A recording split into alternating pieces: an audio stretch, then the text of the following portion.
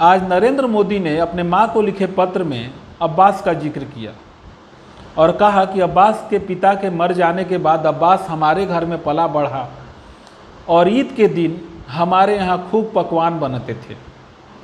आज नरेंद्र मोदी स्वयं गुजरात गए थे अपने माँ के पास। उनका 100वां जन्मदिन आज है, परंतु यह बात सामने सामने न कह करके वो पत्र के माध्यम से अपने माता को बताते हैं। निश्चित रूप से यह पत्र उनके माता के लिए था ही नहीं, यह मीडिया में शेयर करने के लिए था।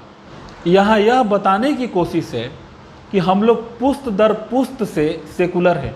एक विक्रम बेताल की कहानी सुनाना चाहूँगा, जो कि बेताल विक्रम को सुनाते हैं। बहुत पुरानी बात है।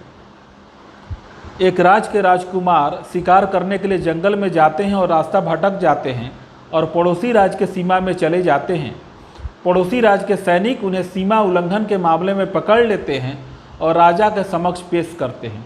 राजा राजकुमार से उनका परिचय पूछते हैं और परिचय जानने के बाद राजा कहते हैं कि आपके पिताश्री तो मेरे परम मित्र हैं। मैं आपसे आग्रह करता हूं कि आप हमें आतिथ्य सेवा का मौका दें और 3-4 दिन हमारे यहाँ गुजारें। मैं आपके पिताश्री को आपके सकुशल होने की संदेश भिजवा देता हूँ। राजकुमार आतिथ्य स्वीकार कर लेते हैं। अगली सुबह मधुर संगीत की आवाज़ आती है, किसी के गायन की आवाज़ आती है। राजकुमार से रहा नहीं जाता है और वो देखने के लिए जाते हैं तो पाते हैं कि राजकुमारी अब मधुर गीत गा रही हैं।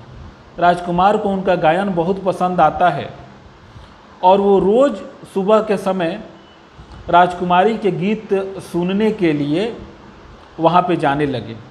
इसी तरह से 3 से 4 दिन बीत गए और दोनों में प्रेम हो गया। दोनों एक दूसरे के लिए जीने मरने की कस्में खाने लगे।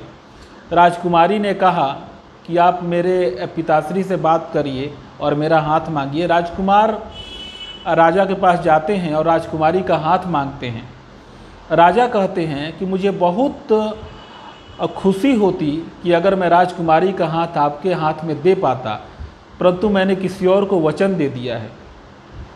यह सुन करके राजकुमारी बहुत दुखी हुई और वो राजकुमार को कहती हैं कि हम लोग यहाँ से भाग चलेंगे।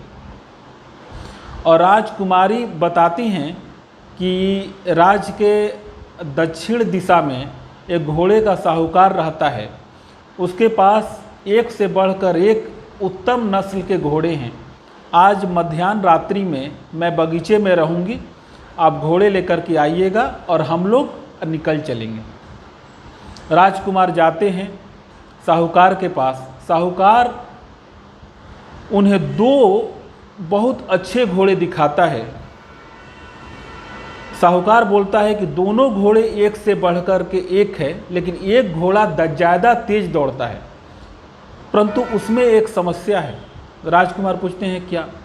साहूकार बोलता है कि ये इस घोड़े से तेज दौड़ता है, परंतु ये जहाँ कहीं भी पानी देखता है वहाँ पे रुक जाता है, और ये घोड़ा जब दौड़ता है तो दौड़ता जाता है, ये कहीं रुकता नहीं है। तो राजकुमार ने साहूकार से पूछा कि ऐसा क्यों? साहूकार ने कहा कि पहले इसकी नानी पानी से डरती थी, फिर इसकी माँ पानी से डरने लगी और अब ये पानी से डरता है।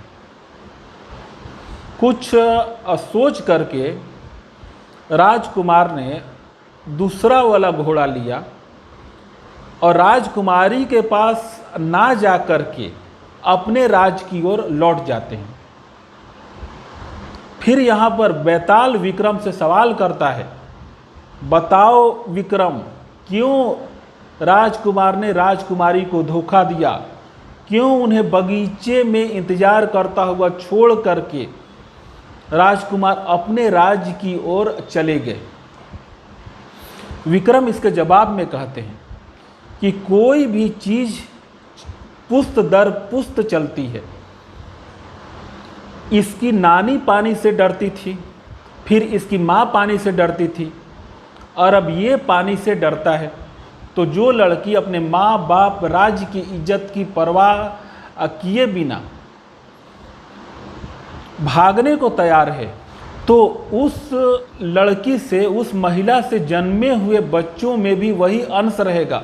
राजकुमार ने सोचा कि कल को मेरी बेटी भी भाग सकती है, और यही सोच करके राजकुमार राजकुमारी के पास ना जा करके अपने राज की ओर लौट जाते हैं। तो यहाँ मैं यही कहना चाहता हूँ कि किस तरह से सेकुलरिज्म पुश्त दर पुश्त चलता है। नरेंद्र मोदी ने आज संदेश दिया कि वे पुश्तों से सेकुलर हैं, वे नया नया सेकुलर नहीं हैं, अपने माता पिता के ज़माने से सेकुलर हैं। वीडियो पसंद आए तो वीडियो को लाइक करें, शेयर करें और मेरे चैनल को सब्सक्राइब करें।